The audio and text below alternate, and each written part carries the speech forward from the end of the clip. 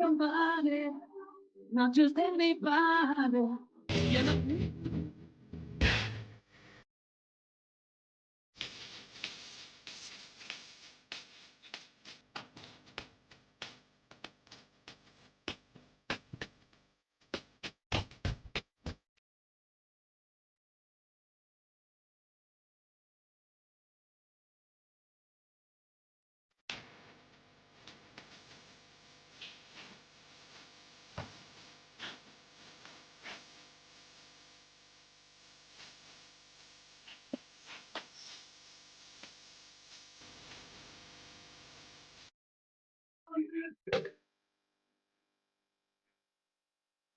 This is Jim Fetzer, your host on The Raw Deal, right here on Studio B, Revolution Radio, this 14th day of November, 2025.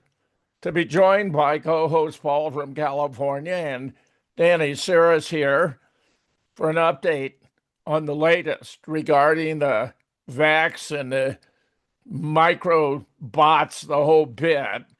Meanwhile, it's been a catastrophe for Donald Trump. Here we have Donald George Trump's second presidency is objectively now a dumpster fire, or a bin fire, as we say in Glasgow. Everything he's touching is turning to merd. It is a disaster. His attempt to undermine those trying to uncover the dirty secrets in the Epstein files have now well and truly catastrophically backfired. All of it would just be a sex scandal if it were not for the fact that Jeffrey Epstein was a Mossad agent. Would just be an ordinary, if particularly filthy, sex scandal if it were not for the fact that the partner in crime of Jeffrey Epstein was the multiple-time Israeli minister, twice Israeli prime minister, and former head of the Mossad, Ehud Barak. You see, this whole thing was built on the predilections of dirty men in the American political class and journalistic class. Michael Wolff, the biographer of Donald Trump, is now in deep trouble also as a result of the emails released today by the American Congress. He's revealed as the life coach to Jeffrey Epstein after he had been convicted for sex crimes with a minor. He is revealed, Michael Wolff is revealed in these emails, to be giving advice to Jeffrey Epstein about how effectively he could blackmail, leverage his knowledge about Donald Trump to his advantage, with a view, presumably, to leniency of the kind later shown to Ghislaine Maxwell. Donald Trump told the audience in Dearborn, Michigan, on the night before polling day, last November, when he won his second presidential term, that he was going to bring peace to Gaza. He was going to stop the catastrophe in Gaza. His promises to the Michigan audience were soon forgotten. And he then allowed Netanyahu to literally continue committing genocide. So you got to ask, are these two things connected? Donald Trump's second presidency is... And indeed, they appear to be connected. Here we have a report about, this is getting pretty bad, the retarded orange man and his Jewish masters. The revered Orthodox Jew in New York was Rabbi Menachem Mendel Schneerson, the so-called Lubavitcher Rebbe and hereditary leader of the Chabad movement. Every politician in New York, Jew or Gentile, genuflected to the good rabbi. Schneerson died in 1992, but Hillary and the rest still pay tribute to him, expressing admiration for his wisdom and his piety. As a matter of fact, throughout his career, Schneerson preached the hatred of all non-Jews, which is inherent in Judaism.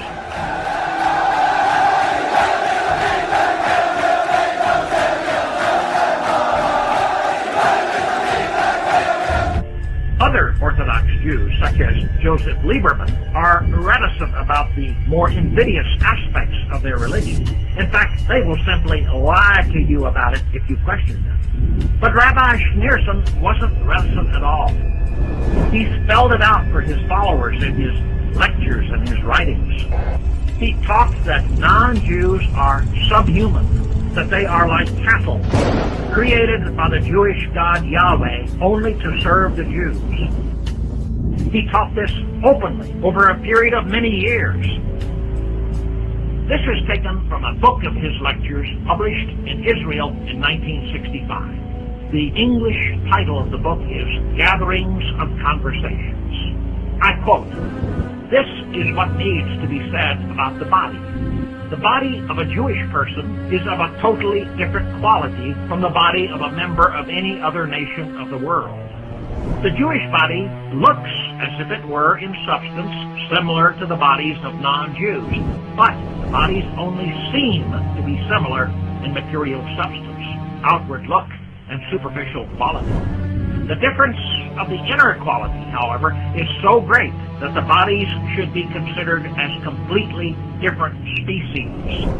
This is the reason why the Talmud states that there is an halakhic difference in attitude about the bodies of non-Jews. Their bodies are in vain. An even greater difference exists in regard to the soul. Two contrary types of soul exist. A non-Jewish soul comes from three satanic spheres, while the Jewish soul comes from holiness." End of quote. And there's much, much more in the same vein. Ask yourself, what kind of people could be governed by such a strange religion? You'll likely come to the same conclusion both Rabbi Schneerson and I have come to. The Jews and we really are completely different species. The Jews of the New York Times and all of the other Jews covered for Schneerson, of course. No one ever denounced his teaching or called him a hater. Instead, he always was praised as a sort of living saint. And as I said, the Gentile politicians who really know better still genuflect whenever his name is mentioned. And the Jews play right along. What contempt they must have for us. How easy it is to deceive us. And how easy it is to bleed us. But there are a few of us who aren't lemmings. A few of us who can see with our own eyes and hear with our own ears and figure things out for ourselves. That will be the day when we begin settling the score with those who have been corrupting and bleeding our people for so long. Let me just say, Rabbi Schneerson was asked if he were the Messiah, the Jewish God returned to earth. And he said, no, he couldn't be the Messiah because there's still Christians alive on earth. In other words, a Jewish God can only return to earth when every Christian is dead. Let that sink in.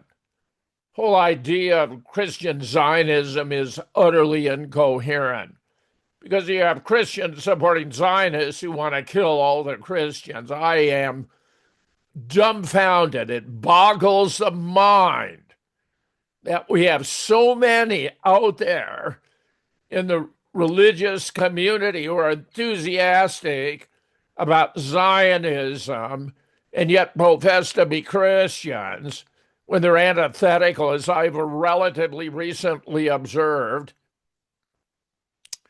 It may have been a catastrophic mistake.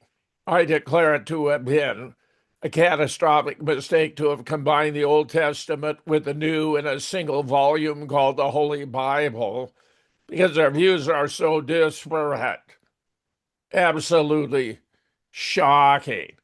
Meanwhile, my dear colleague Joaquin Agopian has published a piece on my blog, Pedo Trump, Days Are Numbered. And I've added a note. The evidence supporting Trump as pedophile has gone beyond dispute. See, for example, bombshell. Epstein email claimed Trump knew everything. Breaking. Epstein email directly implicate Donald Trump. Interview. Trump is serving a foreign country with Mac Blumenthal. Bombshell. Epstein confirmed Israeli spy James Lee. In my opinion, MAGA is dead and Trump is toast. Here's more. Nick Fuentes talking about Jim Hurts. MAGA Just do Tai today. Chi. And I've grown an enthusiasm for this guy. Workers. We need the illegal construction workers. We're going to shut down H-1Bs, foreign students. Not so fast. We need all those Asians to fund our universities and do all the jobs that Americans are too retarded to do. Cut the deficit, forget about it. Epstein files, they don't exist. Can't afford a home? Well, get lost. Here we are a year in, your golden age. And it was rotten from the start because the donors got involved. And you have to understand that these things go hand in hand. When Trump started, he was not surrounded by the money. When Trump started, he funded his primary campaign with like $70 million. And it was just him and a small staff, and he was on Twitter, and that was it. And that's why it was energetic. That's why it was daring and risk-taking and exciting. And what happened really right after he won the election the first time in 17 and 18 is that all of the interests surrounded him, the money, the shills, the personnel, the bureaucrats. And the second that happened, they poisoned the well. Well, it's just not risky to support Donald Trump anymore. He really did make the complete transposition from outsider candidate to completely compromised inside. You have parasites on the inside. There is no situation nowadays where Donald Trump and his administration is going to be truly America first. It's always going to be the same old GOP slop from here on in when it comes to Donald Trump and JD Vance. And suddenly it became cautious and conventional and boring and safe. And suddenly it became about everyone getting a handout. It became about patronage. Everybody getting their back scratched. Everybody getting taken care of under the table. Israel lobby, Wall Street, Silicon Valley, the corporate tax cuts, moving the embassy. It became about everything other than the people. These things go hand in hand. And this is what I said last year. All of these ideas that we talk about on the show, about personnel, about the Israel lobby, about the Trump campaign, about why things aren't happening quickly or at all these things are deeply related. If the Heritage Foundation is controlled by Israel lobbyists, if the Republican Party is controlled by the Israel lobby and the interests, if they're policing the young people in the speech, if they're working for the donors and the rich, then you're never going to get the good policy. You're never going to get your American revival. They're fucking killing our country. Every time the president of the United States says we have to take care of the universities before the young people, we have to take care of Hyundai and the South Koreans before we train up our own workforce, they're killing our country. They're murdering our country in order to satisfy all the special interests and give the political kickbacks. We're literally murdering our country. And the whole idea behind Trumpism is that we could transcend the petty politics. You're too old. You'll die without ever winning the lottery. Yeah, I feel badly, but I'm sorry to say I think Nick Fuentes has it exactly right. Get this. Israeli intel officer Ari Ben Menashe confirms Netanyahu is blackmailing Trump. Get this. I believe that the American government is sort of trapped by the Israelis. Jeffrey Epstein is one of their tools to trap them. And what do you think of Dershowitz's denial? Hold on a second. I want to give you an example. Bill Clinton, President Bill Clinton, Ehud Barak, met Arafat in the 90s, and there was no deal. The reason was Epstein. They were being blackmailed by Epstein. Ehud Barak was also a friend of Epstein, the prime minister of Israel at the time. But he was being blackmailed by the Israeli right wing as well. And they stopped an agreement with Arafat. They were about to reach an agreement there for a two-state solution, but that was stopped because of Epstein. They were both being blackmailed by Epstein. And so Jeffrey Epstein, in a way, presumably being used as a tool by the Israelis, helped to change the course of history in this region I'm speaking to you from. Of course, a change thing, and they trapped a number of U.S. presidents by using Jeffrey Epstein. And it wasn't only about sex, it was also the money issue. Where was the money coming from? But everything is stuck over Gaza. And I believe the Israelis have the American government captive due to what happens with Epstein, or what happened in the past with Epstein. Rupert Murdoch, newspaper, Wall Street Journal, put out that card or something, a birthday card Trump sent to Epstein. Where do you think they got it from? And I don't think Trump wants to continue this war or the genocide. I think it's the Israelis holding him back. Given how much maverick power he has to create peace in South North Korea, in Palestine, in all these different places, one might ask, why do they need Jeffrey Epstein? Why can't they just assassinate Donald Trump? I know there's a lot of speculation. There has been that John F. Kennedy was assassinated with Israeli intelligence help. Why do they need things like Jeffrey Epstein? Somebody tried to assassinate him, didn't they? Before the election. It doesn't always work. I'm not sure what's going to happen because, people look at these pictures of starving children all over the world, and there's a lot of pressure on these politicians to say enough, to tell them enough is enough. I'm not sure how far this will go. And I think the Israelis are committing harakiri on themselves, or by doing this, because eventually they will be stopped. Now, that is where the GCC countries arguably can leverage financial power to replace AIPAC lobbying power, as it were.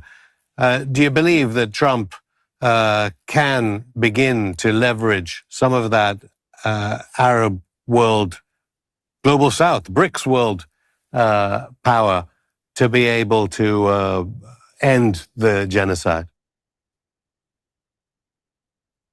No, I believe that he can end the genocide right now if he just stops being scared of the Israelis. What are they going to say about him?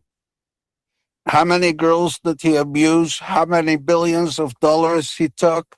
Let them say whatever they say. He should stop the genocide. Let them do whatever they want to do. Morality should take over. I encourage him to stop the genocide at any price. Robert Maxwell was an incredibly intelligent man. He was trying to leverage things against the Israeli state, perhaps financial deals for his company. Look what happened to him. Can't the Israelis every time tell Trump, you try and mess with us?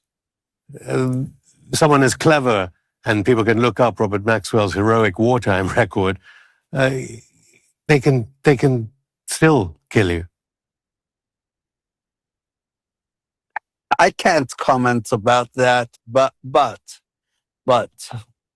I hope Donald Trump will have the interest of the United States and the Middle East at heart and do the right thing.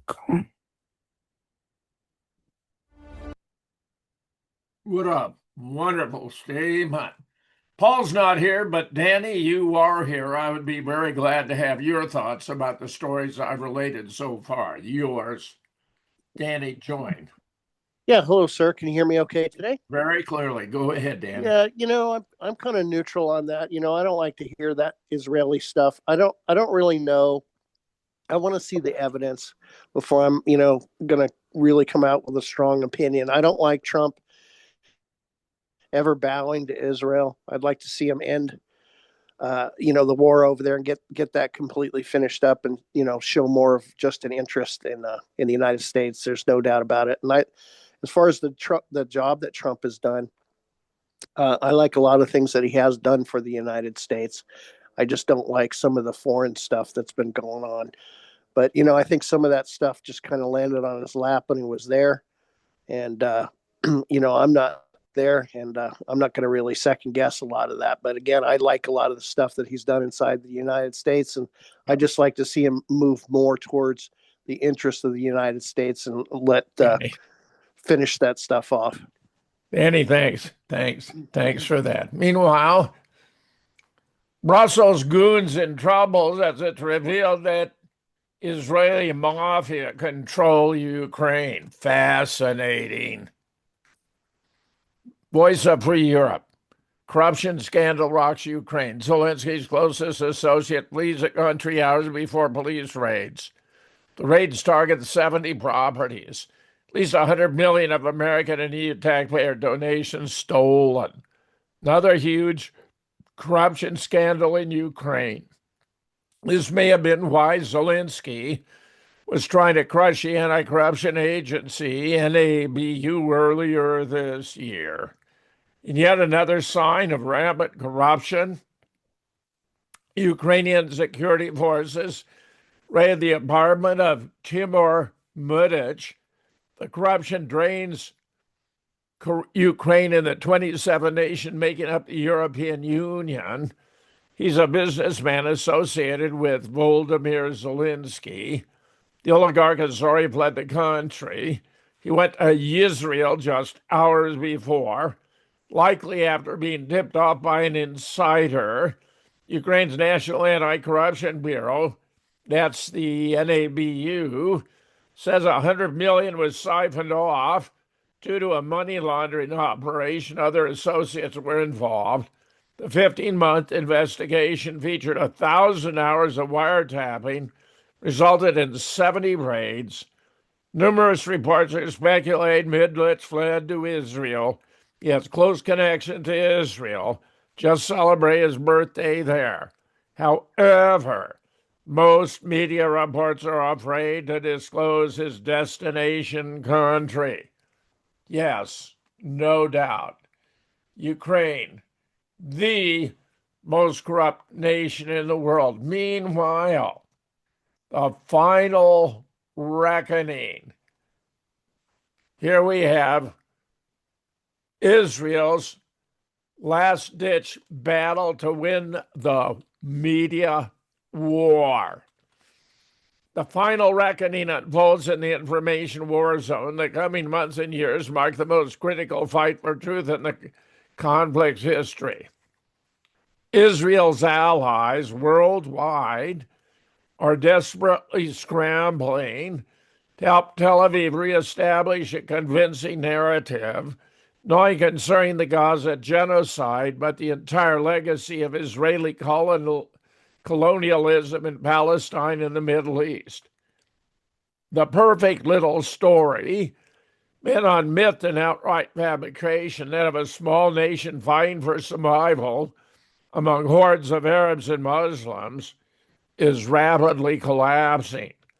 It was a lie from the start, but the Gaza genocide has made it utterly indefensible. The harrowing details of the Israeli genocide in Gaza were more than enough for people globally to fundamentally question the Zionist narrative, particularly the racist Western trope of the villa in the jungle used by Israel to describe its existence among the colonized population. We'll be right back after this break.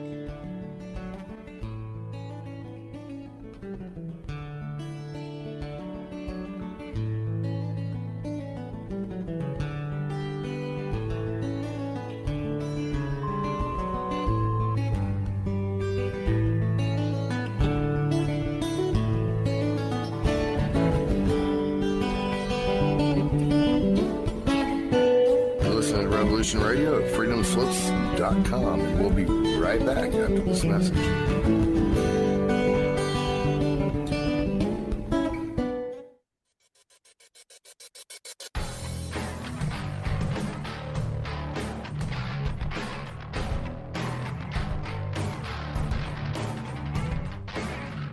Management would like to take a moment to thank the listeners and hosts for all their support that has made Revolution Radio one of the biggest platforms for free speech in an ever-growing dark world of censorship.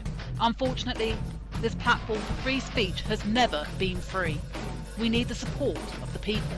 It is the people like you, yes, you, that keeps the station in the front lines of the battle against tyranny and oppression. Please help support Revolution Radio so free speech will not be silenced in a world that seems to be going deaf to the real truth. With your support, we will be able to become an even bigger pillar of light in a dark world. Revolution Radio, freedomslips.com, the #1 listener-supported radio station on the planet. Revolution Radio.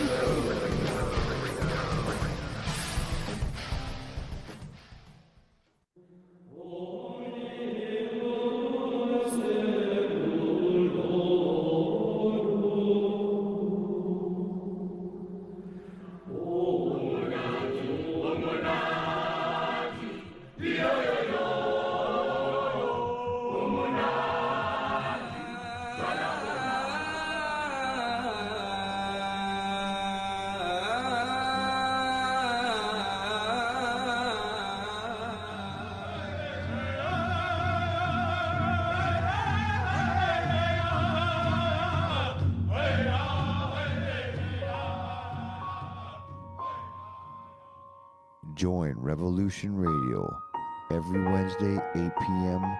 Eastern Time on Studio B for Momentary Zen with host Zen Garcia at freedomslips.com, the People Station.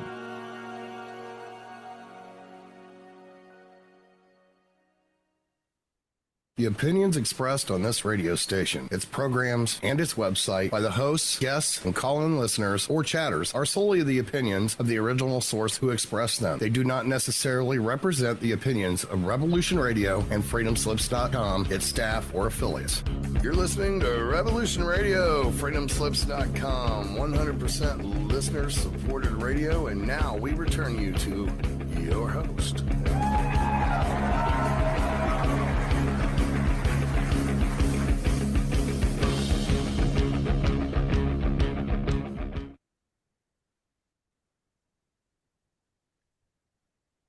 Hey guys, welcome back. I don't think we have, this is Danny Cirrus with you today. Thanks for joining us. I think Dr. Fetzer is running a little late on the break, so I just kicked in there so we don't have a bunch of dead space. So one of the things I'm going to be talking about today again, is going to be the nanotechnology. And of course, I think right now it's one of the biggest health issues that we have on planet Earth. And a lot of people know that I had issues with it and that I was treated and I feel much better. So I have a very Yeah. serious testimony to it, and I'm going to bring more information today about it. I see you're back. Excellent, Danny. Excellent. Excellent. I'm so pleased you filled in. Not only have people around the globe, but even Americans decisively turned against Israel. What began as an alarming trend from the Israeli point of view, of course, is now the irrefutable new reality. National polls indicate support for Palestinians among U.S. adults has risen. 33% now saying they sympathize more with the Palestinians. Highest reading so far, increase of 6 percentage points from last year. I would add, more tellingly, the younger generation, so-called Generation Z, polling has shown that 64% of Generation Z supports Hamas and only 24% the IDF. Even the once unshakable pro-Israeli majority among Republicans is softening in favor of Palestinians, with 35% favoring an independent Palestinian state, a significant increase from 27% in 2024, demonstrating a clear shift in a segment of the Republican base. The Israeli government is now fighting with every resource at its disposal to dominate the information war. It's focused on injecting calculated Israeli falsehoods into the discourse and aggressively blocking the Palestinian viewpoint.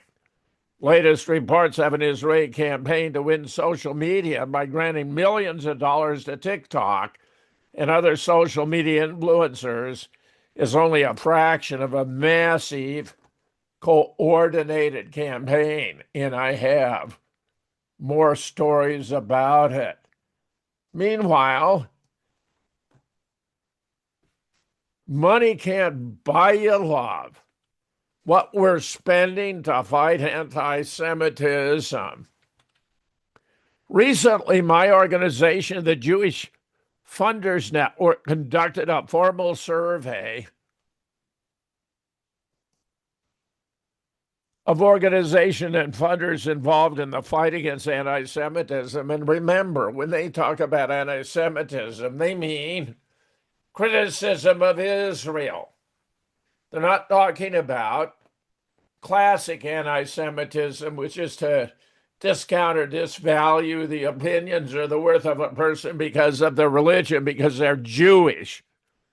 I dare say anti-Semitism is negligible in the United States today in the classic definition.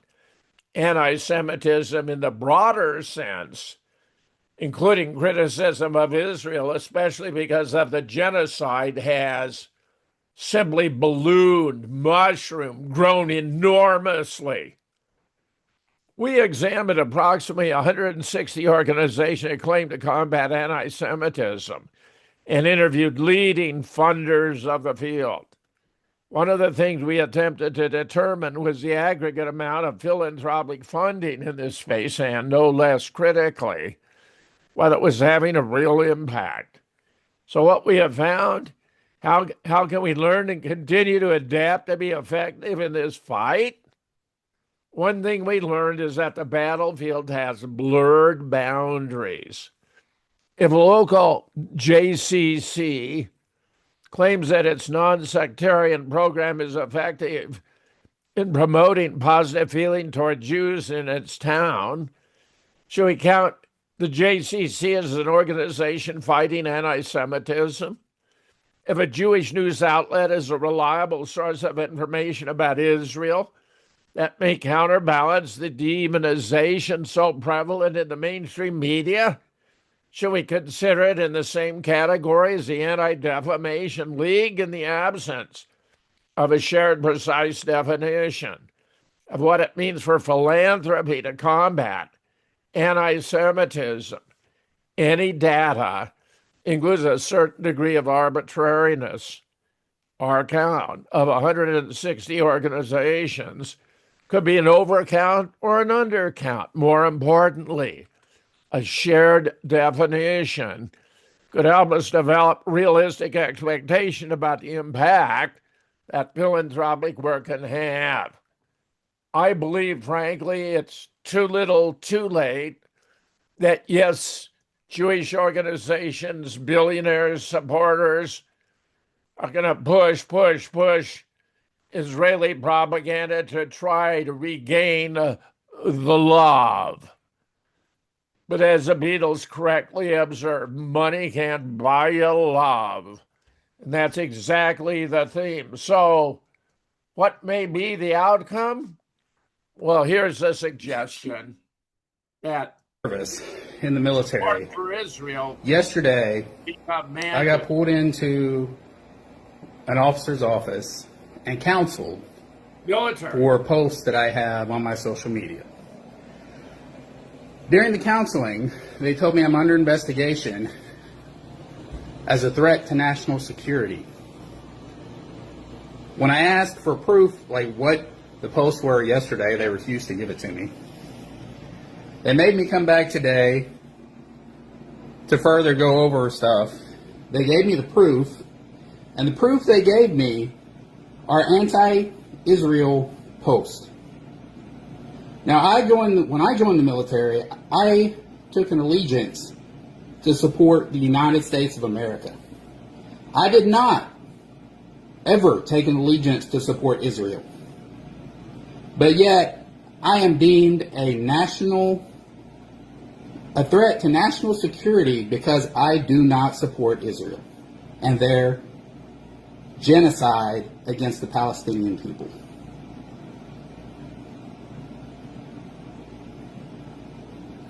Yes, you heard that right. I am deemed a threat to national security because I don't support Israel's genocide against the Palestinian people. Since when does not supporting a foreign nation get a U.S. soldier investigated for being a threat to national security?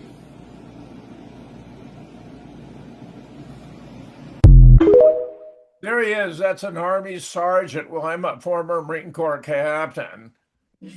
By God, am I opposed to Israel. By God, do I oppose a genocide. By God, do I think they deserve condemnation. Does that make me, too, then, a national security threat? I mean, this has gone beyond the board of absurdity. These are violations of our fundamental rights under the Constitution. Freedom of speech, freedom of the press, freedom of assembly, to petition our government for grievances, using American taxpayer money to fund the slaughter of the Palestinian people to benefit Israel, who wants to steal their land, is reprehensible. It ought to be condemned by the American government. And that's why I shed no tears that Donald Trump is being raked over the coals. He has bent over backwards to support the genocide. He told us he was going to be the peace candidate. He was going to end these stupid wars. He not only hasn't ended them, he has made them worse. He's initiated new ones. He brought the United States into conflict with Iran, perhaps the most peace-loving nation the world has ever known, not having launched a war of aggression against any other state since 1775. Remember, the Constitution was only ratified in 1787. George Washington was elected our first president in 1789.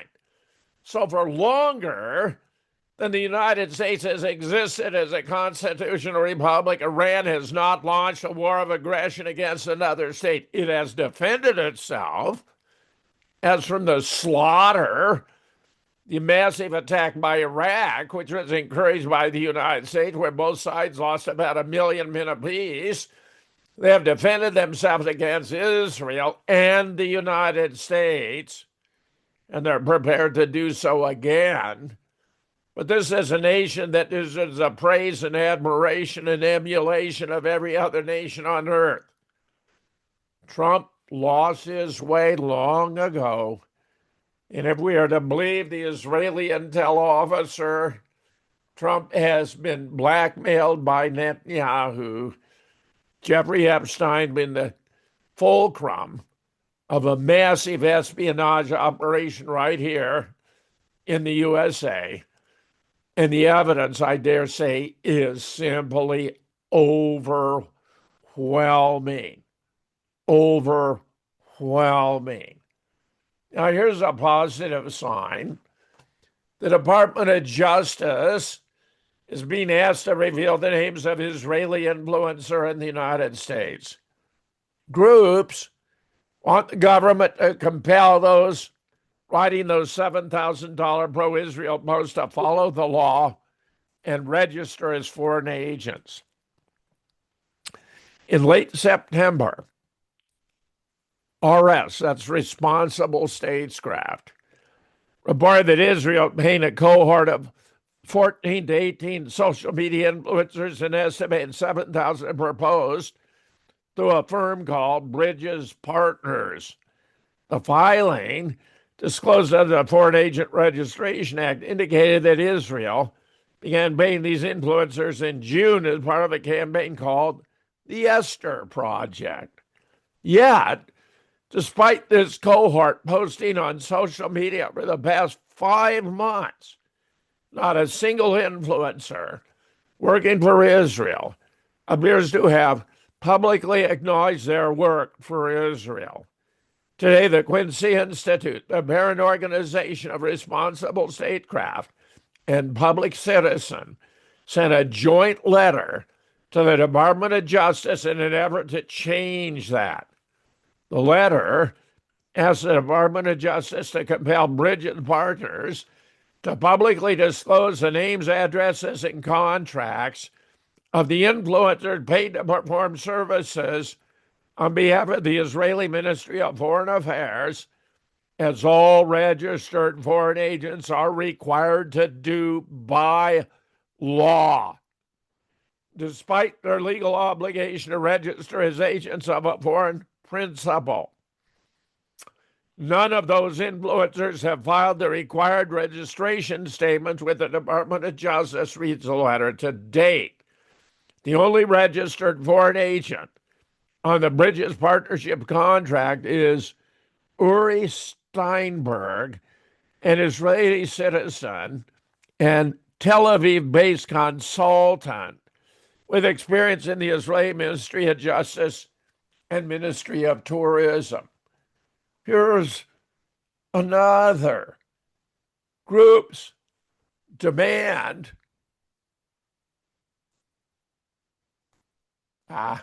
same story, worthy of repetition.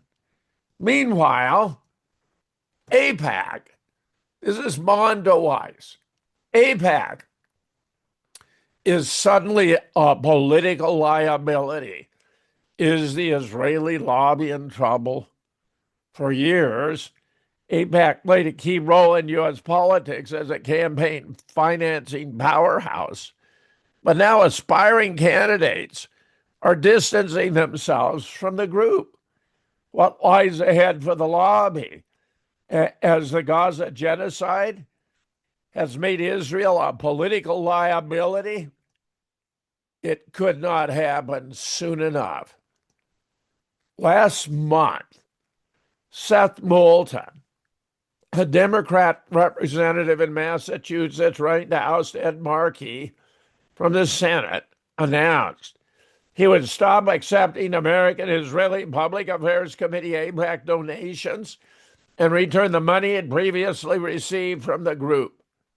The move raised eyebrows, as Moulton is certainly not a dovish politician.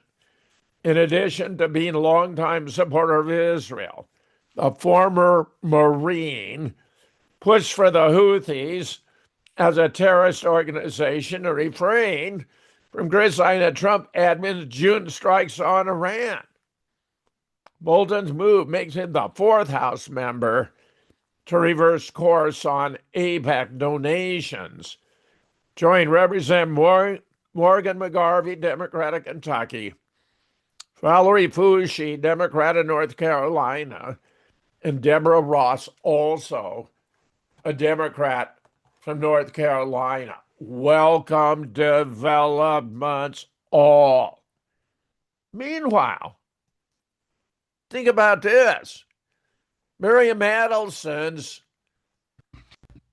By the way, I mentioned this on X. Do you know Miriam Adelson, Trump's best friend, Israel's greatest warrior, whatever, person who gave $200 million to Trump and therefore bought his second presidency, apparently. The person that Trump does everything for, is willing to do anything for, right? Constitution be damned. The American people be damned. Miriam Adelson's his man, right?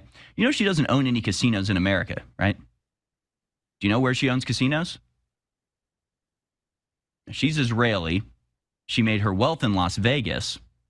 She still owns some stake in the Las Vegas Sands Corporation, which runs a couple casinos, but that's not where her money is now. That's not where her billions are generated. They're generated in Macau and Singapore, which are both under the auspices of the Chinese Communist Party. So why is it that one of Trump's top advisors, a woman who seems glued to his side, her ridiculous face is constantly popping up, smiling like an idiot, their hair going everywhere, you know, being congratulated by Trump for being such an Israeli patriot. Her billions, her entire wealth is in the control of the Communist Party of China, who could come in at any moment, and you know they're not shy about it. China, unlike America, will just throw a billionaire's ass in prison. If a billionaire misbehaves, according to the Chinese Communist Party, that company's theirs now, and he's in jail, and somebody else is put at the head. That's exactly what they would do to Miriam Adelson if she didn't play ball with them. I don't know what exactly she does to play ball with them, but if China is Trump's biggest enemy, why would they allow Trump's biggest contributor to fund Trump off of money she makes in casinos that they control? Probably because they're getting something from her. Can't you see the conversation right now? Can't you see Miriam Adelson getting a call from one of the managers of her corporation there in Macau saying, hey, the Chinese government's here and they're not happy. And they're saying they're going to pull our licenses. This whole operation could be shut down. You've poured billions of dollars into this. You stand to gain billions of dollars. And the Chinese government is here saying they're going to take it all away this afternoon. But they need something from you. Unless you can give them a reason not to shut you down, they're going to confiscate your entire casino empire tonight. These are the people that Trump surrounds himself by. Yep, I'm sorry to say that's exactly right. Here's another equally disturbing story. How deep are the connection between George Soros and USAID? Very bad. Great example of how deep, extensive, and ancient are the relationship between USAID and George Soros. Here's a Soros Foundation report from 1993 showing Soros had just signed a cooperative agreement with USAID to groom emerging leaders in key professional fields in the immediate post-Cold War era in 5 newly liberated former Soviet satellite states: Poland, 1989, Romania, 1989, Bulgaria, 1989, Estonia, 1991, and Slovakia, 1993. The Soros Foundation, with USAID money, developed leaders and contacts on the ground in each country. So this newly groomed network of local leaders in public administration, managing government programs, business and banking, would all plug in with other USAID-funded project banks and chambers of commerce to ensure those newly democratic nations would only develop in ways that USAID network funded by proxy, the broad political and commercial stakeholders through the Soros Foundation could control. I was ecstatic when Elon Musk's group proposed getting rid of USAID money. Absolutely the right thing to do. Meanwhile, diplomacy watch. Ukraine faces failure and fate in Prokof's. Moscow's on the verge of a major symbolic victory in the Donbass. It has happened. Any day now, Russia is about to complete a takeover of Pokrovsk city in Ukraine, Donbass, that has once home to 60,000. The looming capture could have serious implications for the future of the war, depending on how exactly Ukraine chooses to take the loss. One option for Kiev is to carry out a rapid retreat to stronger positions outside the city, which long ago lost its former importance as a transport hub. Some Ukrainian soldiers are already making the case publicly. It seemed to me that the fate of this city is already decided. A Ukrainian drone battalion commander told the New York Times, I see nothing wrong or shameful in blowing our position back to more advantageous locations. Ukrainian President Zelensky, for his part, said Thursday, that's yesterday, he had authorized local commanders to retreat if necessary, but there's no indication Ukrainian forces are taking this escape route. And in fact, we reported that Russia has surrounded about 10,000 Ukrainian troops there, that they are surrendering in droves, and Putin has invited foreign journalists in to observe what's taking place. Meanwhile, Ukrainian air defenses are increasingly ineffective against Russian drones. Antiwar.com reporting. Data shows Ukraine's ability to shoot down incoming Russian drones has decreased in recent months. Ukrainian Air Force data headlined by ABC shows that in October, it was only able to down 4,200 of the 5,300 fired by Russia. At the start of the year, Kiev was able to down 90% of the drones fired by Moscow's troops. The number decreased to 85 in August and September before falling under 80% in October. Now, obviously, much worse. Ukraine Justice and Energy Minister forced to resign in a corruption scandal that has rocked Ukraine. Again, antiwar.com. Ukraine's energy and justice ministers have been forced to resign among a corruption probe by Ukraine's anti-graft watchdogs. I'm amazed there are any or who continue to function, which found that close allies of Ukrainian President Zelensky have skimmed about $100 million from Ukraine's energy sector. Any surprise there? The revelation comes as Russia has been pounding Ukraine's energy infrastructure, causing widespread blackouts, leaving the government scrambling to make repairs and get more funding for its energy sector from its Western backers. The findings were the result of a 15-month investigation by Ukraine's two state corruption watchdogs, the National Anti-Corruption Bureau of Ukraine and the Special Anti-Corruption Prosecutor's Office.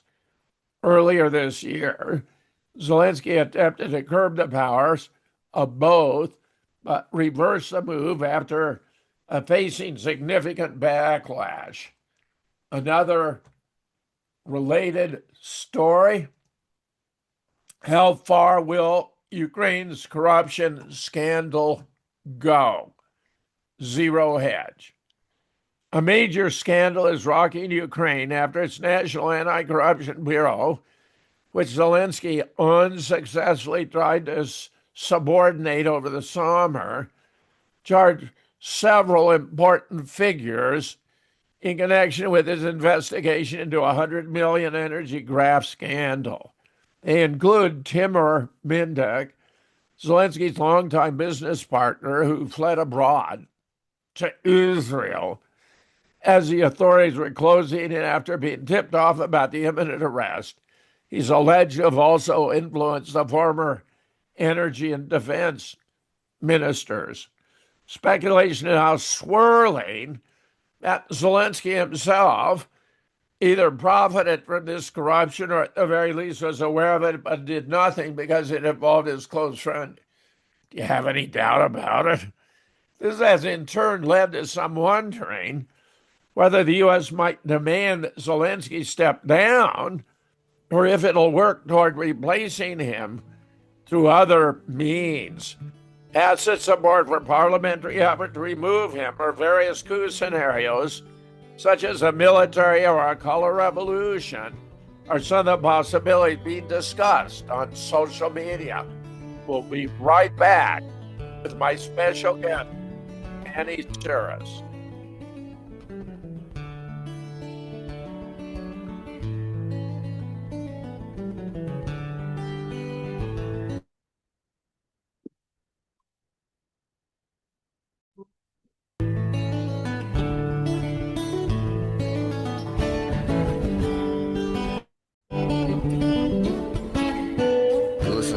Radio at freedomslips.com. We'll be right back after this message.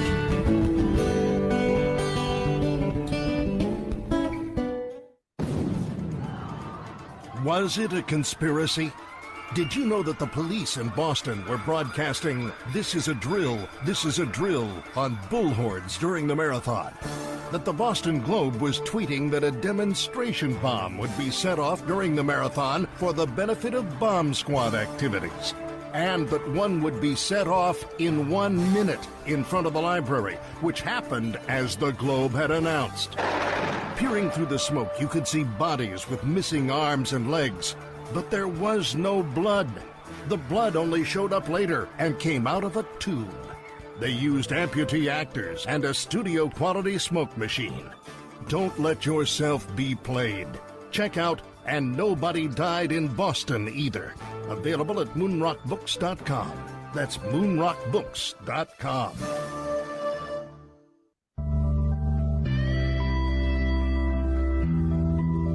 If you think for 1 second that the Capitol will ever treat us fairly, you are lying to yourselves.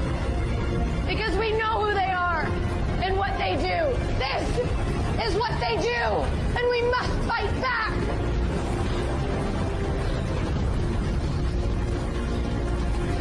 You can torture us and bomb us. Fire is catching.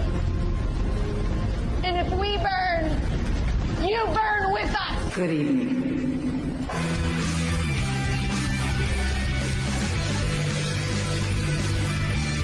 Are you awake yet? I hope.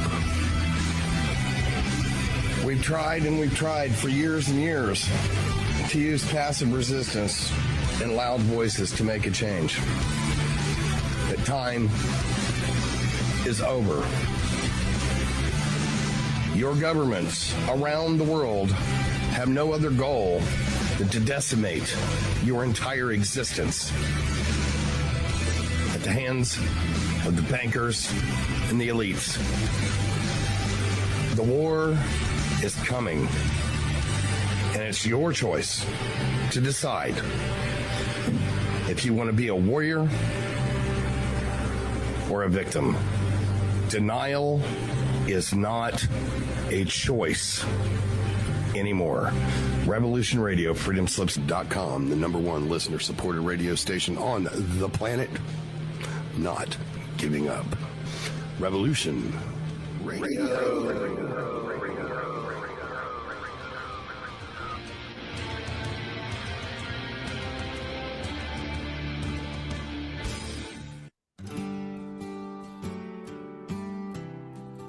Are you angered by the injustices inflicted upon the innocents of the world?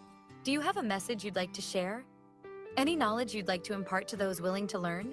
Have you ever listened to our shows and thought, hey, I could do this, but you just don't know how to kickstart your hosting ambitions? Or are you an established professional host, thwarted by censorship in other areas, seeking pastures new? Contact us here at the world's #1 free speech network, Revolution Radio. We provide the platform, the training, and the airtime to any budding host wanting the chance to take those first talk show steps. Established hosts can find a safe and secure home here, where their message can ring out loud and clear, unencumbered, free from sponsorship overreach. Drop us a line via our email, support@revolution.radio, or head into our Discord server to say hello. We'll take everything from there. Revolution Radio, where hosting dreams become actualized reality. The opinions expressed on this radio station, its programs, and its website by the hosts, guests, and call-in listeners or chatters are solely the opinions of the original source who expressed them. They do not necessarily represent the opinions of Revolution Radio and freedomslips.com, its staff, or affiliates. You're listening to Revolution Radio, freedomslips.com, 100% listener-supported radio, and now we return you to your host.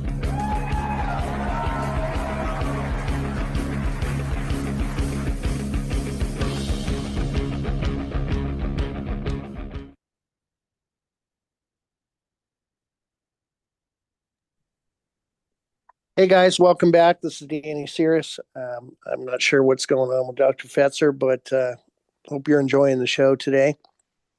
And we'll get going here in just a minute as soon as Dr. Fetzer shows up. But I have a few interesting videos to play for everybody today, continuing on the subject that I've been covering. I think we're going to get to those here pretty quick. As everybody knows, I was highly affected by the subject, and I'm looking forward to showing people what I've been doing about it. And there he is. Hey, Dr. Fetzer, you're back. Just a sec to have Danny Cirrus here, where he's become rather a crusader in relation to vaccine and the contamination of the bloodstream that has occurred, all kinds of horrific effects. Danny has firsthand experience. Danny, once again, you provide me with an excellent list of articles or videos to review. Where shall we begin? Okay, what I'd like to start on, sir, just preliminary, is just a quick story. This week, I wanted to report that I met with two very prominent doctors, and I briefed them in their office, just like I briefed everybody on the show, and showed them all the photos and everything, and they were both really shocked. And, you know, these are doctors who've been around. They have each of them had at least 30 years experience. One of them was actually a dermatologist and is used to looking at everybody's skin all day long. And when I showed him the pictures of the blood and the contamination in the blood cells that I had that were so damaged, they really were just staring at the photos in disbelief, actually. And because, you know, they've been around for so long, they kind of figured that they would know about this kind of thing, right? And nothing really comes up that surprises them. And one of them even asked, why isn't this in the media? You know, and we all know what that means. He's been watching a little bit too much mainstream news. But I happen to have my little flashlight in my pocket, and that's what I wanted to talk about for a minute. And I pulled out my 365 nanometer UV light. It's a special frequency, and I had them pointed at me, and then they looked in the mirror at themselves, and they were absolutely shocked. And what I mean by that, they were really shocked and just about speechless when they saw the spots all over their face and their forehead, and they really couldn't talk anymore. I mean, they were just like, I can't. They were in disbelief. And that would never be from these two particular doctors. They always have something to say. And they were shocked. And I did it right after the briefing. And when they saw the spots on their own face, that is when things really took a turn. It was quite something for them. And what I wanted to show really quick, if you could click, sir, just to let everybody know that they can do this check themselves for $12. And it's just it's a preliminary check. It's not like the blood test that the doctor does in the office. That's the primary way. But if you click on that link, there you go. I just want to show everybody that right there on Amazon for $12. There's a picture of what the light looks like. So I just want everybody to see it so they can see exactly. It's just a little tiny light that goes in your pocket. And I keep it in my pocket all the time. And my loved ones all have one and they keep it in their pocket. And it comes up, and anytime you want to pull that thing out of your pocket and you can show people and they can look in the mirror and, they'll see the spots in their face. And this is a worldwide problem. And just to identify the problem, you can do it with a $12 light right there. And then when you see those spots in your face, which is just a preliminary way, you want to get screened because you're going to have this stuff definitely in your body. Now, it's not the 100% proof. I mean, there have been a few people that don't have spots or very little, and it still shows up in your blood, and you need to be diagnosed by the doctor. But I'm just giving everybody a preliminary way that you can go ahead and get a flashlight and check yourself and check your loved ones, and you can check the spots. So thank you very much for showing that, Dr. Fetzer. And for $12, like I said, it's well worth the investment to have Danny? that little light. Yeah.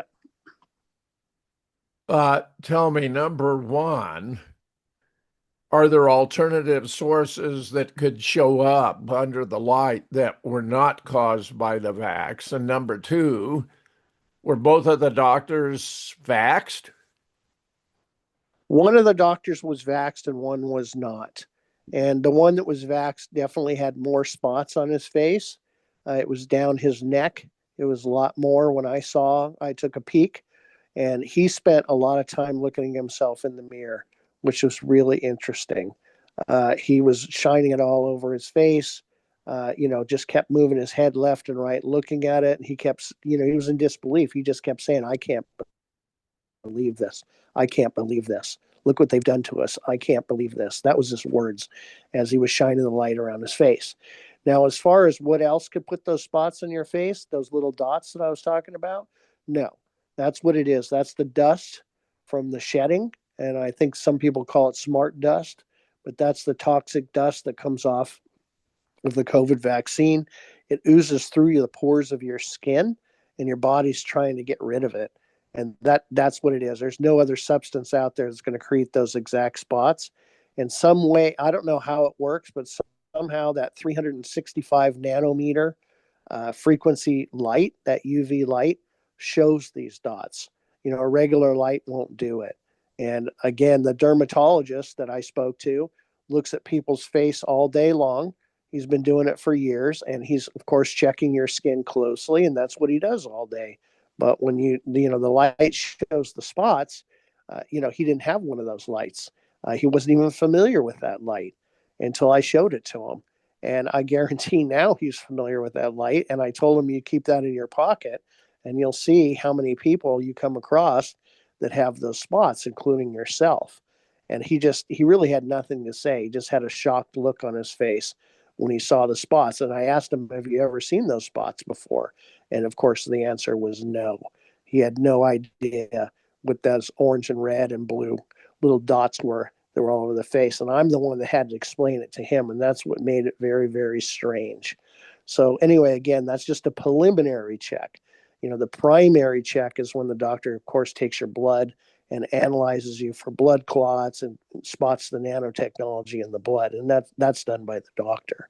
But I was told that some people do not have the spots, depending on where they are in the world.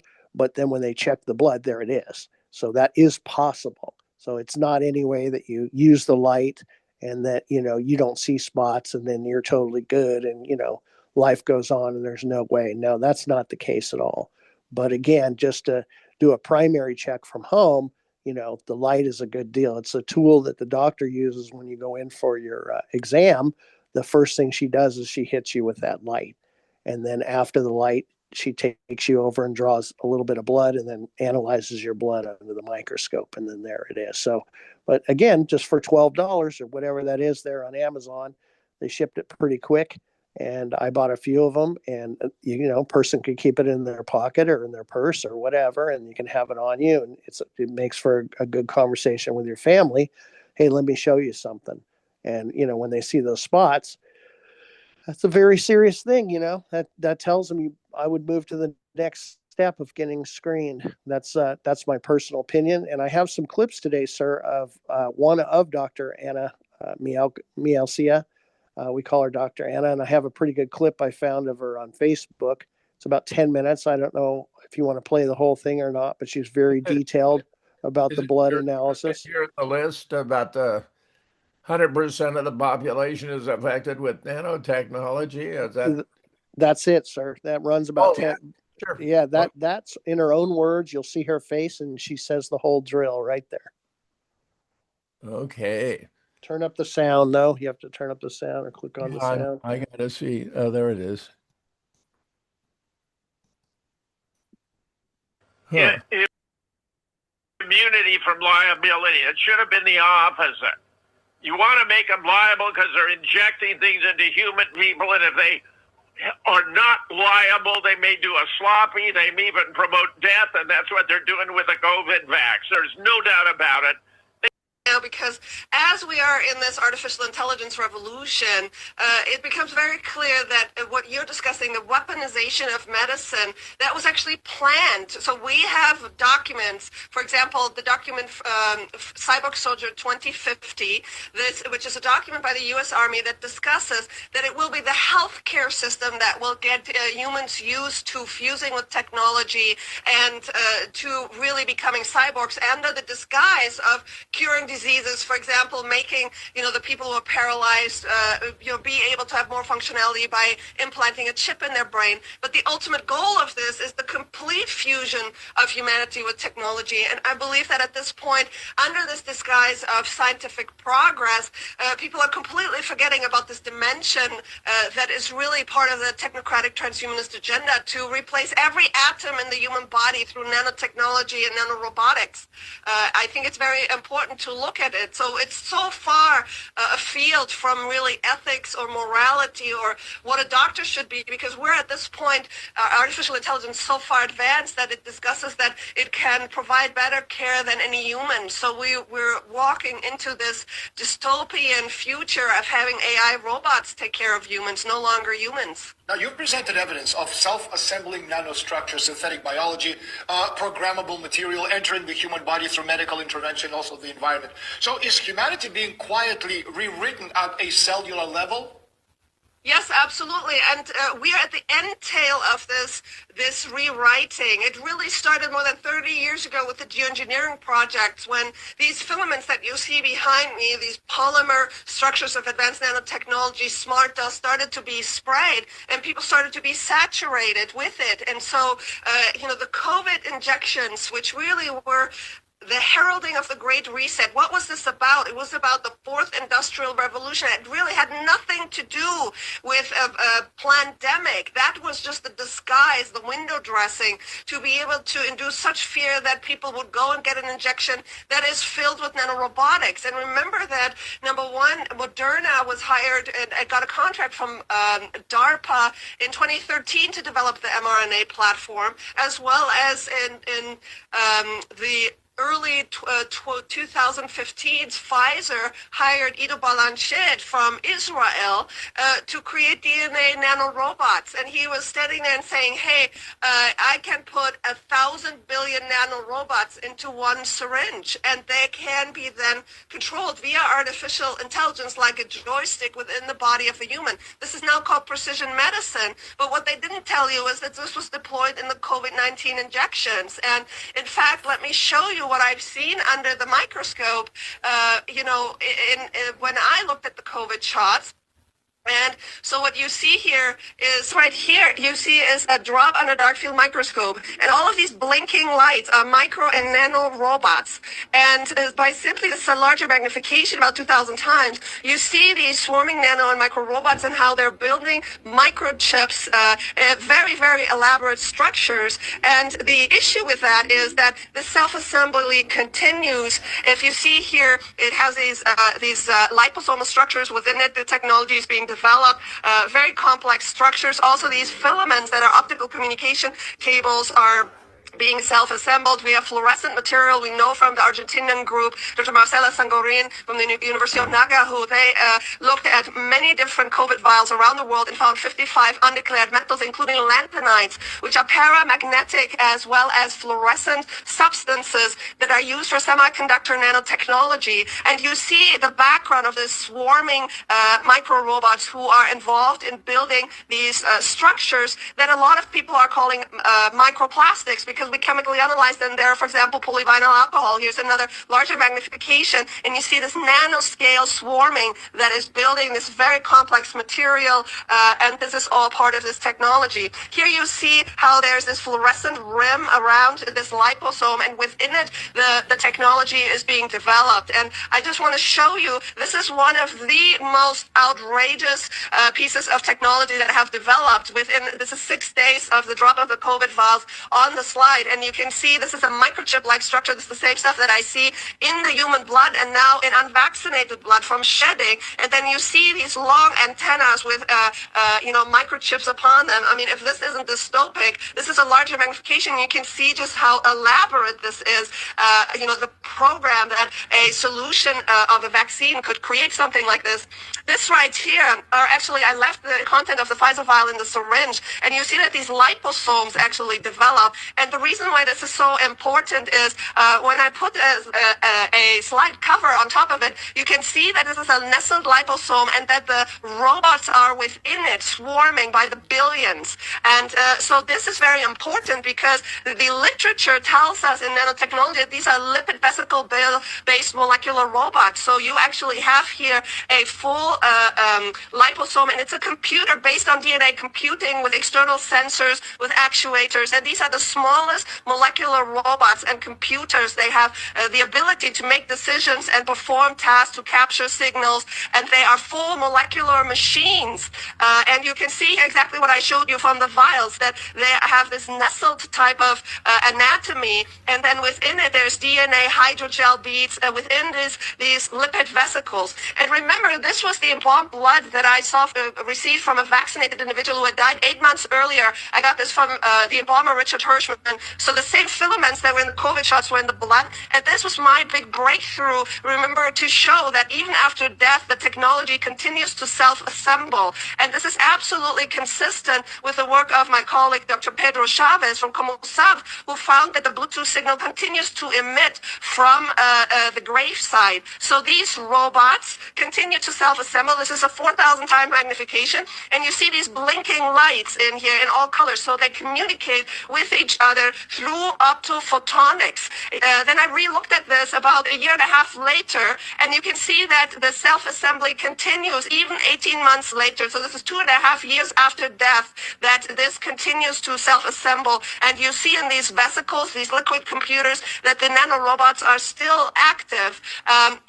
Here you can see that it's emitting light in different frequencies and colors, and this can genetically modify anybody.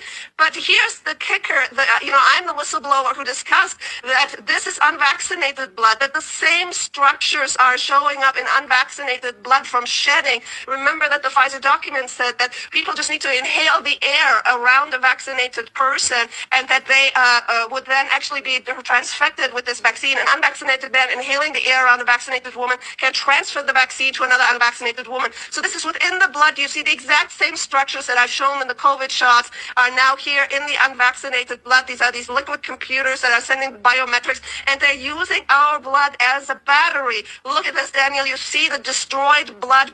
Cells are supposed to be nice and round. This is literally creating these rubbery clot-like formations through these nanorobots that are within these structures. And these are full microchips. Remember the microchip that developed in the COVID-19 shots? This is exactly the same anatomy of the microchip. Here you see the nanorobots. They're still busy in the assembly. They're using the blood as an energy source. You can see it a little bit larger magnification. All of these robots are still working using the blood and enlarging the microchips. So this is really what I have told people. It's like, look, this is in everybody now, and this is the transhumanist agenda in regards to this. And now The reason why I came back to tell people about it's like, look, AI is absolutely exploding. They're predicting that by 2026, we have artificial general intelligence. We're on our way to super intelligence, in which AI clearly has stated in multiple different avenues that it wants to exterminate humanity. Well, how easy is that when all of our biometric data is being controlled by AI through our digital twin, and they can stop a heart or cause any problems, to billions of people at a time, just because AI says, humans are no longer useful. I have a couple of follow-up questions. What percentage of people today are affected? 100%. So the entire globe. Yes, because it was designed that way, that basically, people, a proportion will get vaxxed and the rest will be infected by shedding. They targeted our social interactions. Dr. Youngmi Lee, for example, she found about 3 million nanoparticles per milliliters of the vaccine fluid, and showed that even 2 years after injection, a man is still replicating this technology. It's in the semen, it's in the blood, it's coming out of their skin. I showed that through the fluorescent microchips that are coming through the skin and the filaments that people are exuding. So basically everyone is infected. The only difference that we found between vaccinated and unvaccinated blood is that the vaccinated blood is extremely sensitive to 4 hertz. So Clifford Carnicom and I, we did testing, applying frequencies up to 25,000 hertz to the blood, and observed what happened. And at 4 hertz, the vaccinated blood was extremely reactive, and the unvaccinated was not. What is 4 hertz frequency? Number one, it's delta brain waves. So this is your subconscious mind being programmed, as well as HARP, High Active Auroral Research Project. They are using ELF waves around the globe, and they're using carrier waves to program people. So this is why you have supposedly intelligent people who got vaxxed. They cannot comprehend certain information anymore because it's literally being blocked in their brain through the AI digital twin. And if you look at the naval research warfare papers, cognitive warfare is the modality of this century's war. Now, because as we are in this artificial intelligence revolution, it becomes very clear that what you're discussing, the weaponization of medicine, that was actually planned. So we have documents, for example, the document Cyborg Soldier 2050, which is a document by the U.S. Army that discusses that it will be the healthcare system that will get humans used to fusing with technology and to really becoming cyborgs under the disguise of curing diseases, for example, making, the people who are paralyzed, be able to have more functionality by implanting a chip in their brain. But the ultimate goal of this is the complete fusion of humanity with technology. And I believe that at this point, under this disguise of scientific progress, people are completely forgetting about this dimension that is really part of the technocratic transhumanist agenda to replace every atom in the human body through nanotechnology and nanorobotics. I think it's very important to look at it. So it's so far afield from really ethics or morality or what a doctor should be, because we're at this point, artificial intelligence so far advanced that it discusses that it can provide better care than any human. So we're walking into this dystopian future of having AI robots take care of humans, no longer humans. Now, you've presented evidence of self-assembling nanostructures, synthetic biology, programmable material entering the human body through medical intervention, also the environment. So is humanity being quietly rewritten at a cellular level? Yes, absolutely. And we are at the end tail of this rewriting. It really started more than 30 years ago with the geoengineering projects, when these I think it's on a loop, Dr. behind Fetzer. me, You these might want to go ahead and polymer pause it. structures of advanced nanotechnology, smart dust, started to be sprayed, and people started to be saturated with it. Danny? Yeah, it's just a loop, but anyway, you can hear the doctor. I'm not sure, she doesn't talk that fast. I think that was at 1.5 speed just to get through it, but you can hear how serious this problem is. And yes, that's the doctor that treated me. You can see her. She talks about the vax versus the unvax. Yeah. She brings it all out. Everything is on her website. This is a science fiction horror story come to life. I don't see any other way to interpret it. Everyone's infected. We're all infected. It's the difference she observed is that those who got the vax are more sensitive to certain levels of energy frequency, which I suspect may induce her death. I think this has to do with 5G. That's a way of bringing about a mass population reduction by turning on the 5G in a manner that's bringing about the death of all those who were directly vaccinated, where those of us who were not may be spared by that round. But they're going to have other methods to get around to us as well, Danny. This is absolutely horrifying. Is too mild a word. This is monstrous. And as she says it, far beyond ethics and morality and reprogramming the human species. It is staggering in its implications, Danny. Staggering. Well, sir, I'm going to go ahead and say it. I know we cover a lot of subject, but I don't think there's anything more serious than this. I went through this, sir, and I'd like to say that I'm what's called a very sensitive person. I know the doctor pointed out that she is too. And when I got around any EMF, like for instance, when I went into any doctor's office and they had the X-ray machine on, simply on, I would immediately get brain fog and get a headache really bad. They would turn the X-ray machine off and it would subside just like that. It felt like my head was in a microwave, and I'm not joking. If I drove by a cell phone tower, one of those big 5G towers on the road, immediately I would radiate and quickly tell my loved ones, pull away, pull away. They'd pull away. We'd get 150, 200 yards down the road and it would subside. And that's because I had those nano chips, sir, in me very bad, and they were affecting me. That's what I really am trying to drive home to the audience. Everybody needs to be screened for this. Well, we know they're there, Danny. You don't even have to be screened. She already said 100%. We're 100% infected. We'll be right back. Danny. Right.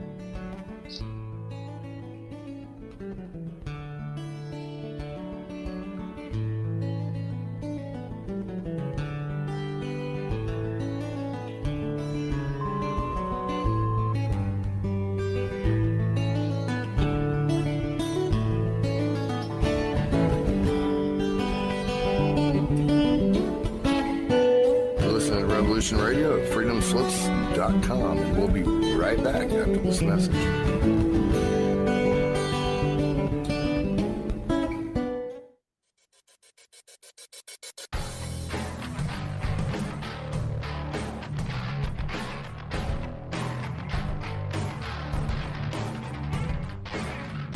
Management would like to take a moment to thank the listeners and hosts for all their support that has made Revolution Radio one of the biggest platforms for free speech in an ever-growing dark world of censorship.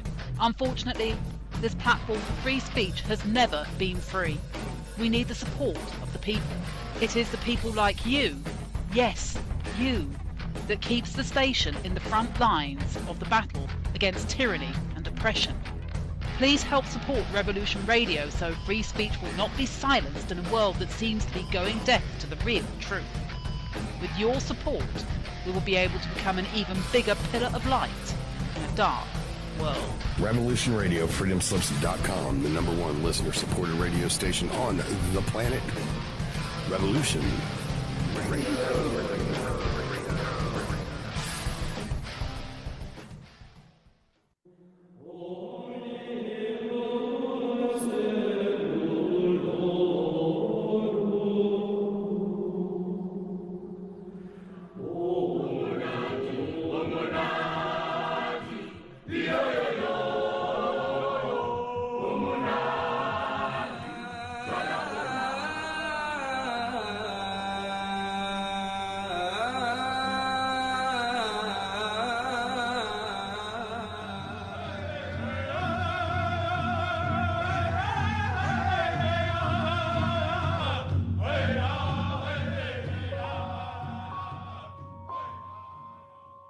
Join Revolution Radio every Wednesday, 8 p.m. Eastern Time on Studio B for Momentary Zen with host Zen Garcia at freedomslips.com, the People Station.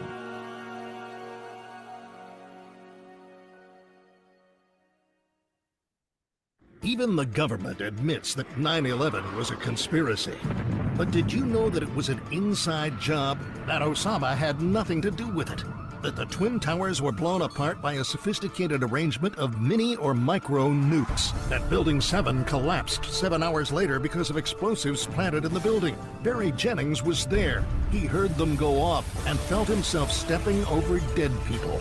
The U.S. Geological Survey conducted studies of dust gathered from 35 locations in Lower Manhattan and found elements that would not have been there had this not been a nuclear event.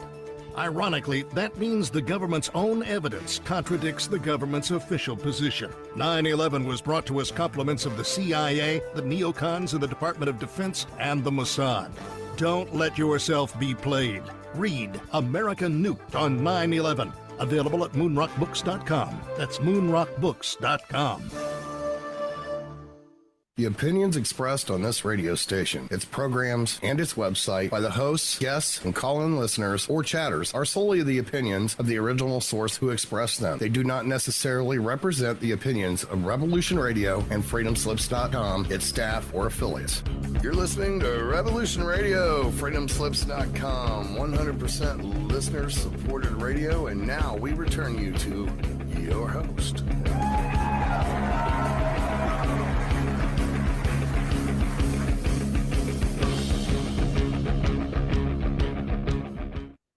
Danny, I think one aspect of this is those who created this monstrous, debilitating effect are themselves going to be affected by it. It's going to be inescapable. She says 100%. She means everyone. And that means Klaus Schwab, means Anthony Fauci, Deborah Birx, all the people who brought us this monstrosity, and they are not going to be able to escape the effects. And this is the most stunning example of genetic engineering and artificial selection of human history, without doubt. There's just no comparison.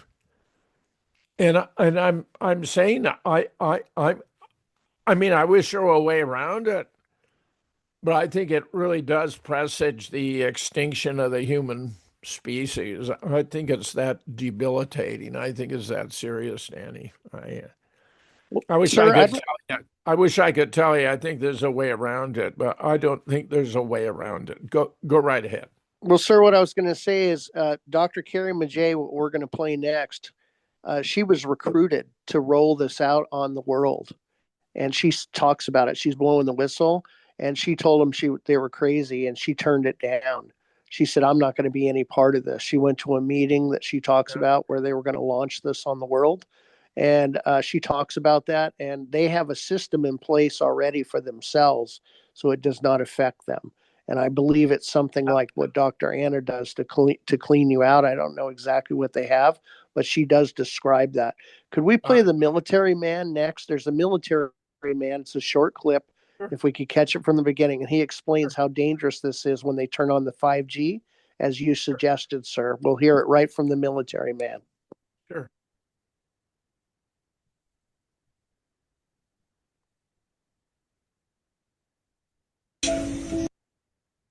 Make sure we play it from the beginning. Yeah, I will, Danny. I got to get this sound set. It has to do with frequency.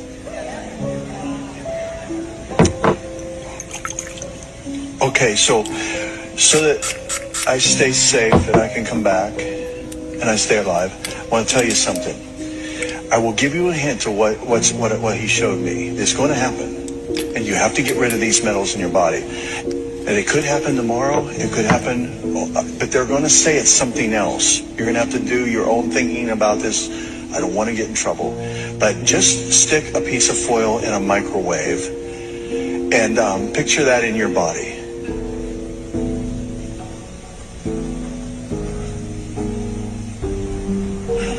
And now you know the devil's plan. The bottom line is you got to get this out of your body.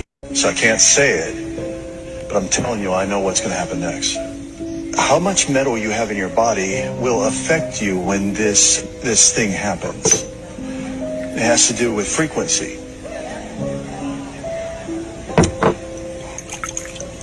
Okay, so that I stay safe, that I can come back, and I stay alive, I want to tell you something.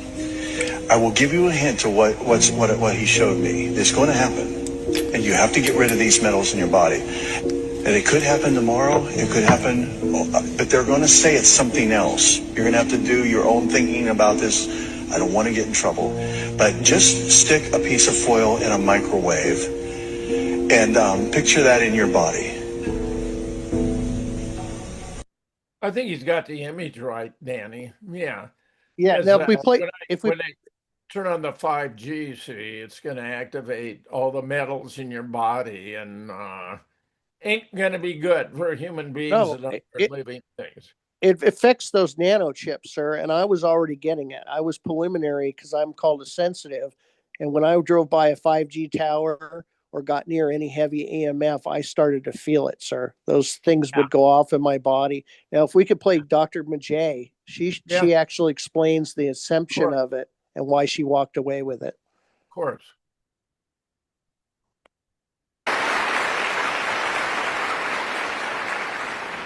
And so I talk a lot about this, right? And how did I even get to know about this? Well, if some of you heard my story, you'll know that at some point of my career, I was recruited. They thought I would be a good person on their side. I was recruited to business owners meetings in Metro Atlanta, as well as scientific meetings where I got to meet Dr. Craig Venter, okay? And so in these meetings, they talked about this whole transhumanist movement and how it was great. We would be the controllers in the room. Don't worry, we would be exempt. Everybody else would be controlled. I was horrified. I was horrified to see everybody standing ovation and clapping for this. Like, who are they? And I asked, how could you be for this? They said, oh, well, it does sound a little bad, but you know what, Carrie, soon it's going to be us or them. And so we have to, you're going to want to be on our side. You don't want to be on the other side. It's going to be bad. I said, I would never do that. And you're a fool. You're a fool to think that this technology wouldn't be turned back on you, because we are human beings, right? And they have a supercomputer that wants to guide all of this. A computer doesn't care who you are. It has an algorithm. You have a $sign in your head. It's not like the Marines, all for one, one for all. A computer sees it as foolish, frivolous, right? So I had all this knowledge. That's how I got to know how to research for it. But I was still not happy. I'm a person I have to know, right? So I decided I'm going to look inside of these vials, even though it's not legal. I don't care, because if something goes against my God-given rights and my human rights, it is my duty to break that law.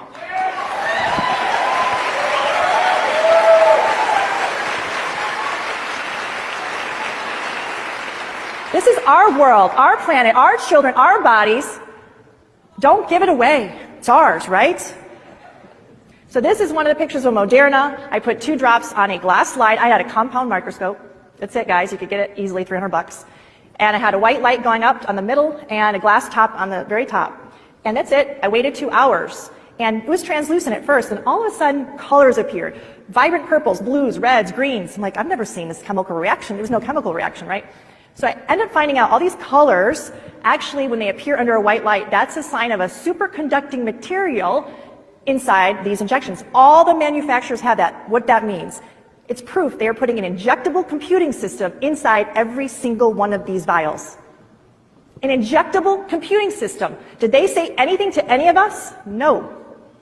There's little cubes on this one. I'm just showing you some of these photos. Here's another one. It's hard to see on this photo, but at the very edge, it's a cube-like structure. We're not quite sure exactly what that is right now.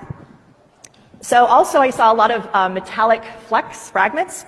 I didn't see anything about metal fragments on the ingredient list, again. And these metallic fragments, to me, look a little more exotic. It's not like your typical aluminum, etc., right? This one is strange. It's so opaque, it leaves its own shadow.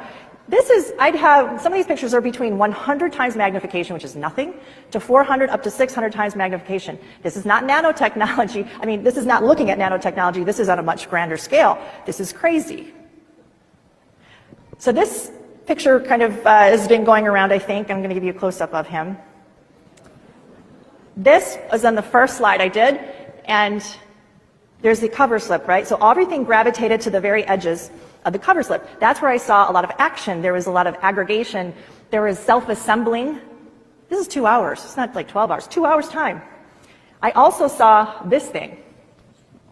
I was shocked. It actually was able to lift itself up off of the glass slide. You can't see it? Okay. It was able to lift itself up off of the glass slide. It had tentacles like you see here. It was able to move. It was my opinion, and this is my interpretation, that it was self-aware. I've never encountered anything like that. I've done slides. I've done all kinds of preparation of slides of biologic materials, etc. Never have I witnessed anything like that. And so I did cry. I cried. And then I thought, well, okay, perhaps that was a fluke. Surely, maybe some contamination, right? So 2 months later, I get another Moderna vial, and I look at it under the microscope, and here's, what is that? Still trying to figure it out, guys. But we shouldn't have unidentified objects inside of these injections. Another of these string-like material, I'm like looking, I'm like, this almost looks like some kind of a living organism. And then I see another one. And then I cried hard. You may not know what that means. I do. These are parasites that are made to meld with your nervous tissue. Imagine a child that's forming their neural network. I want you to feel what I feel. I want you to get that righteous anger. We need it now. No more.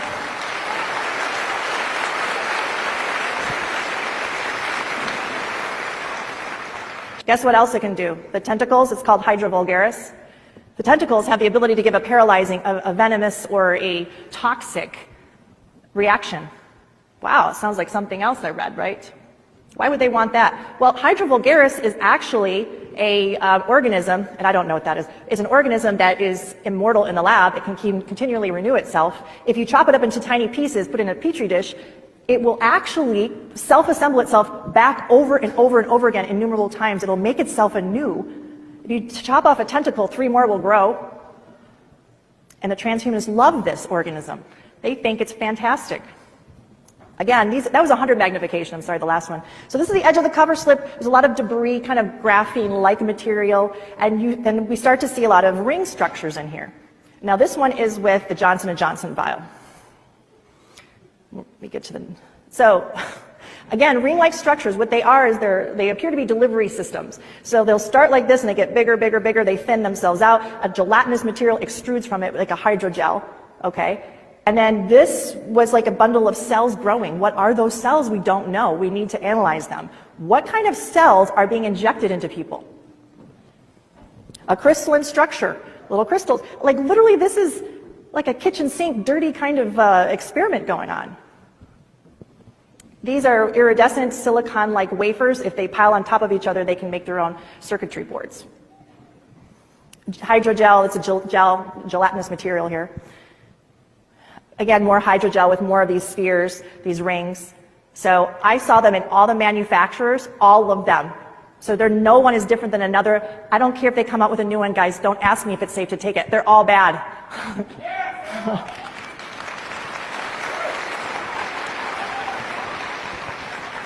So I was very fortunate to work with Project Veritas recently.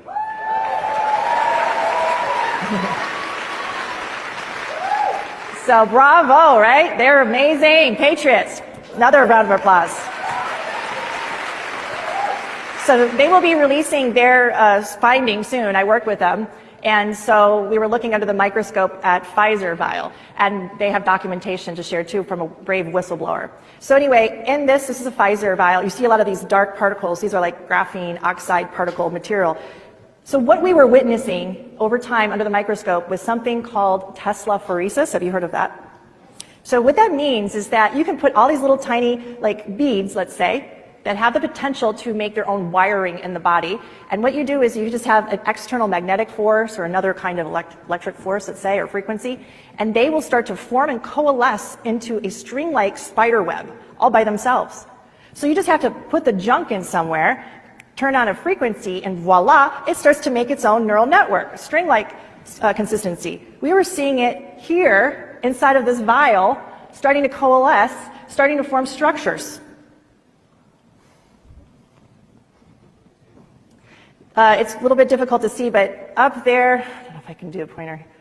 Can't see my pointer. Anyhow, there's a, a stellate kind of figure in the middle. So if you knew what a human nerve cell looked like, a dendrite, it would look just like this. But this isn't from a human, guys. This is from whatever they're injecting inside of you. They're literally, this is my opinion, they're trying to put another kind of nervous system inside of you, but an AI kind, or they're hijacking this parasite to put inside of you. These are my hypotheses. I encourage you to do your own research. And for the people who don't believe me under the microscope, you can get a $300 microscope and you can put the drops on there and you can look and see the pictures too, right? So this is another organism. We see this over and over. This would be like a polypodium or a Hydra vulgaris organism. Again, we see this over. It's not a mistake. It's in different states, multiple vials, multiple batches, multiple times. There's no mistake. Another one. This is very similar to some ectoderm of a parasite. I mean, we could go on and on, parasite after parasite looking. And let me back up. They appear to be parasites, right? If it looks like a duck, quacks like a duck, walks like a duck, it probably is, right? Again, more ring-like structures. How is this in the betterment of humanity? Is this why ivermectin and hydroxychloroquine are so banned from everybody? Right? Now we know. I want you to see this guy. This guy is another organism that we saw. This was in a Johnson & Johnson vial. Watch closely the translucent thing that moves around the edge of the ring. Do you see that? It's got feet, I think. At first I thought it was another, let me back up and do that again so you can see. Okay. Oops. I'm going to try to do this properly. All right, play. Sorry guys. Anyway, it's a translucent, I thought it was like a larvae, like another life form, but the way it moved was more robotic to me.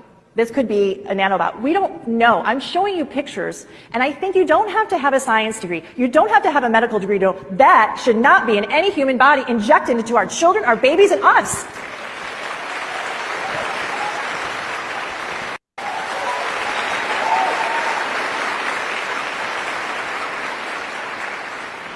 And so I talk a lot about this, right? And how did I even get to know about this? Well, if some of you heard my story, you'll know that at some point in my career, I was recruited. Go ahead, Danny. So I'd just like to point out, sir, that you know what? This is the most serious issue of our time. It's causing, sir, blood clots. It's causing heart issues. It's causing cancers. It's causing all kinds of health issues. And Dr.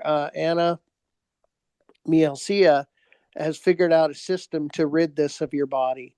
And I don't think there's anything more important in your lifetime that a person could do to be screened. Make sure you don't have blood clots. You know, I have a friend in Idaho that just had a stroke a month ago. He was in perfectly good health. He just retired. He's in his early 60s and he passed out. Got up in the middle of the night to go to the bathroom. He passed out and had a stroke. He never had anything like that happen to him before. He spent 7 hours on the floor. He lives in a rural area. Phone wouldn't connect to 911. The only thing he could reach after he collapsed was his cell phone. It happened to be sitting there on the floor charging. And what happened is his phone finally connected in the morning and 911 showed up, the fire department. They had to kick his door in and come and get him off of his bedroom floor and take him to the hospital. And he was in the hospital for a week and they couldn't figure out what was wrong. The doctor said in all odds, he probably had a stroke, but they had no idea what caused it. That's what they told him. And now he's got slurred speech and other issues right at the beginning of his retirement. His life has been completely turned upside down. I've gone in, sir, to see Dr. Anna. He did not know. He would have been screened and she could have done something to get rid of those blood clots and avoided that stroke. And that's with everybody. And I was on that path, sir. That's what I want to reiterate. And I'm sorry if I sound like a broken record. I was on that path, sir. I had that rubbery blood. I showed those photographs and I was on my way myself to having that stroke and all those other things. And Dr. Anna turned all that around for me and gave me my health back, sir. So that's why I cannot get off this subject. I was on that path. I was going to hit the wall. That was going to happen to me and my loved ones. And she turned it around with her IV and her clinic and her whole method for ridding your body of this stuff. So I just want to point out one more time, her website is AMMedicalMD.com. ammedicalmd.com. All of her contact information is on there. Her blogs, her Substack, her Rumble, everything's on there. All the information on her website. You can call, set up a video appointment in your kitchen table. They'll tell you how you take a blood test at home at a local lab, and then the doctor will screen you and take it from there.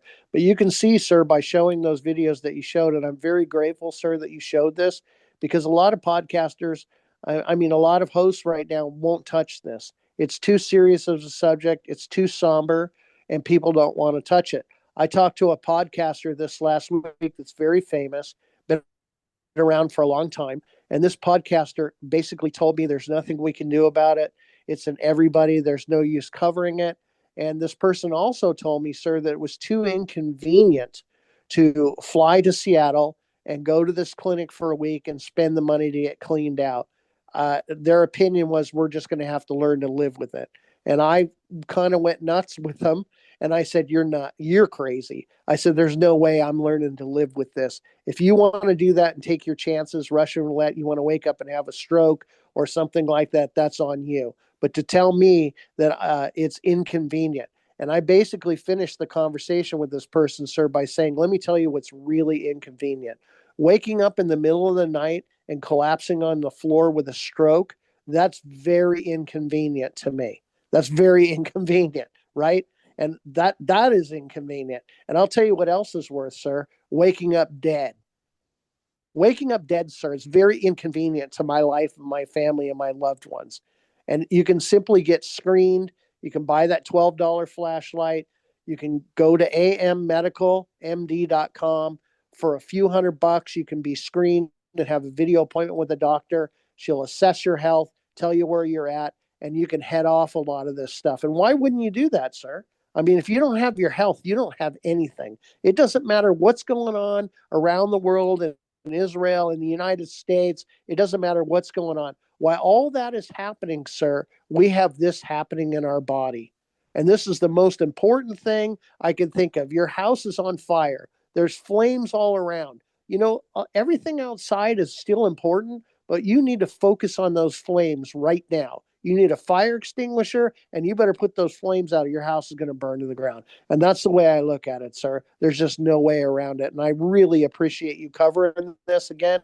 I know I've hit this several times, and soon we're going to bring Dr. Anna on the show, and we're going to have her on the show to go ahead and address all these things herself, how she discovered it, how she treats it.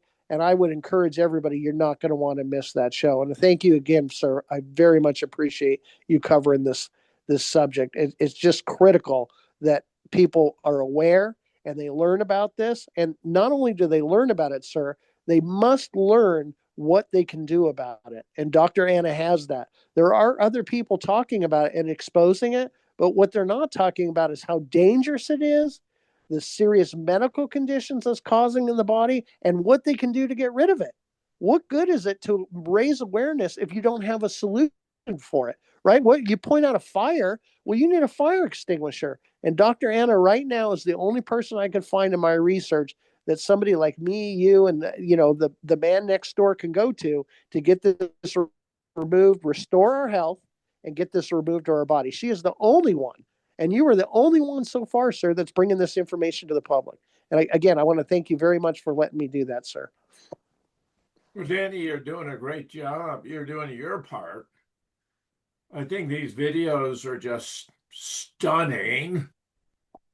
They are really laying out the basic facts of the matter, and I'm sorry to say, I think it's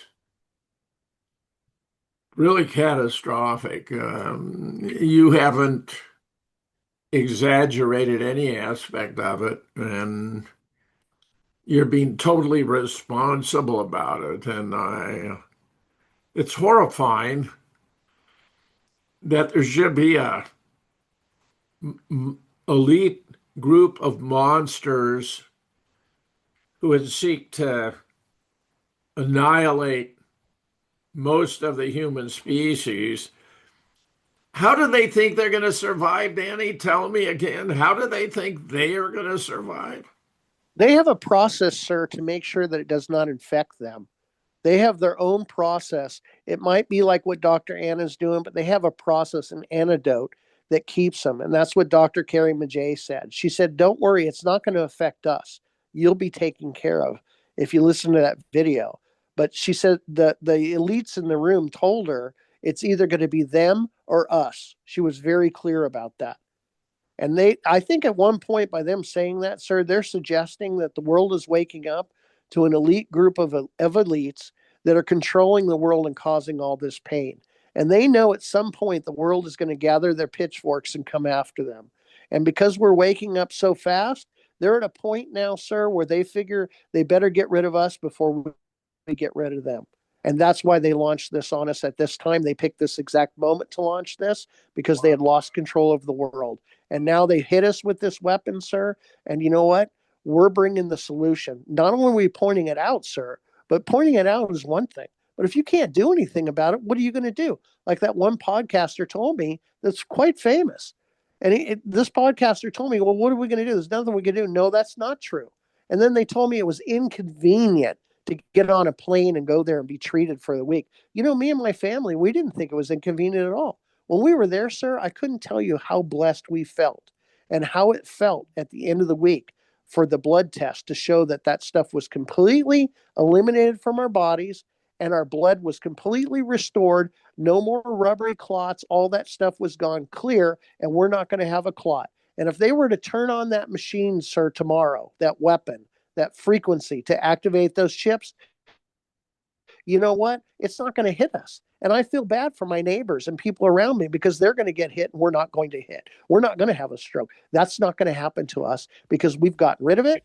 We're taking things to mitigate it. And now we're doing our best to point it out to your audience, sir, how to do the same. Have you put the flashlight on yourself and your family since you had the treatment?